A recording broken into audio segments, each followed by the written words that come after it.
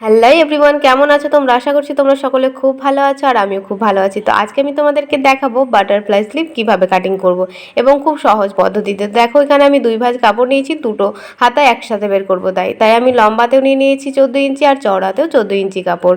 তো চলো আজকে আমি তোমাদেরকে এটা দেখাবো আর খুবই সহজভাবে দেখাবো। তোমরা দেখো পুরো ভিডিওটা, আশা করি ভিডিওটা দেখলে তোমরা শিখে যাবে।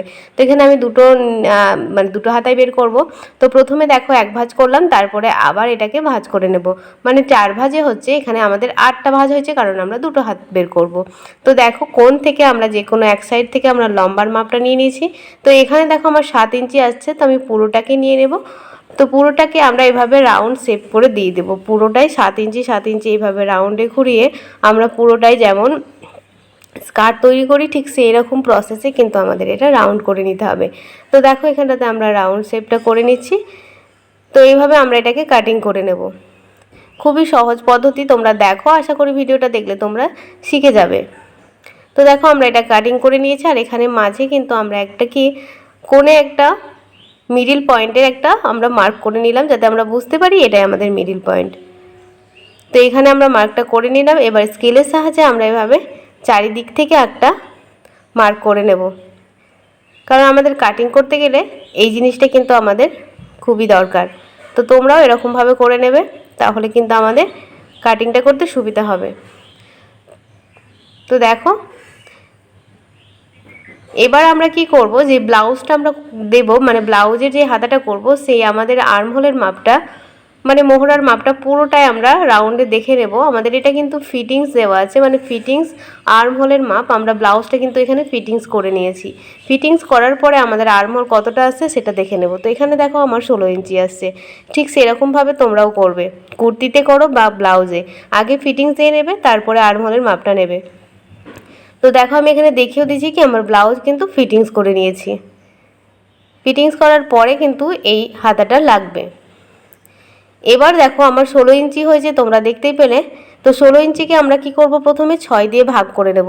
6 দিয়ে ভাগ করে নিয়ে যেটাই আসবে, আমার 2.6 এসেছে। তো 2.6টা আমরা চারিদিকেই ঘুরিয়ে নেব, তাহলে কিন্তু আমাদের 16 ইঞ্চি চলে আসবে। তোমাদের যেটাই আর্মহোলের মাপ হবে সেটাকে আমরা 6 দিয়ে কিন্তু ভাগ করে নেব।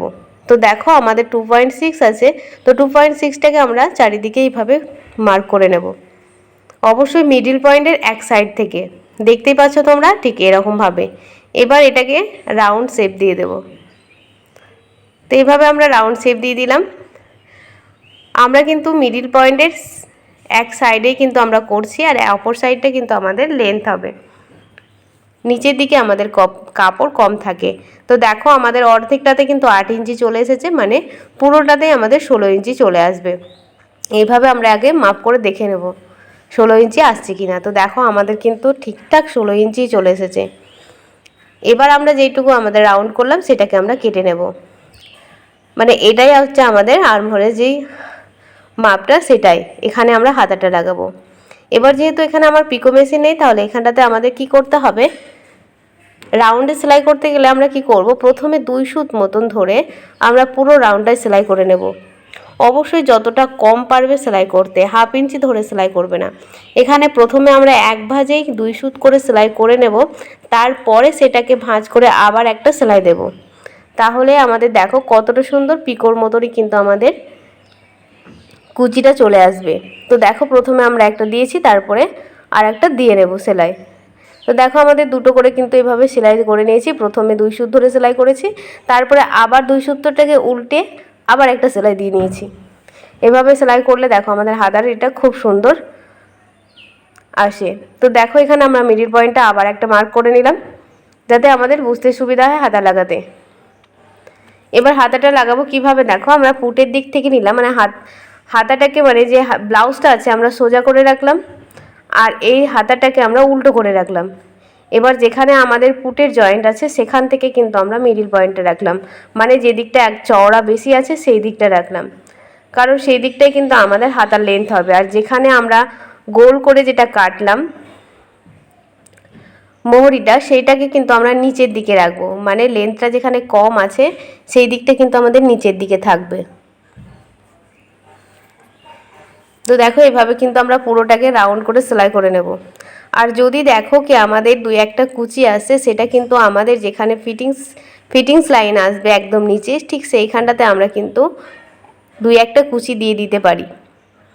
কেন কি আমাদের এটা যেহেতু রাউন্ডে কাটিং হয়, তখন আমাদের কিন্তু সেলাই করতে গিয়ে কাপড় অনেক সময় বেড়ে যায়। এটা নিয়ে ভয় পাওয়ার কিছু নেই, আমরা মিডিলে ওখানে নিচটাতে কিন্তু আমরা কুচি দিয়ে দেবো। তো দেখো হাতের লেয়ারটা কত সুন্দর এসেছে, এইভাবে কিন্তু আমাদের হাতাটা অ্যাটাচ হয়ে গেছে।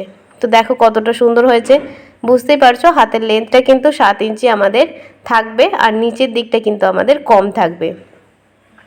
তো কতটা সুন্দর হয়েছে তোমরা অবশ্যই কমেন্ট করে জানাবে। ভালো লাগলে প্লিজ চ্যানেলটাকে সাবস্ক্রাইব করে রেখো।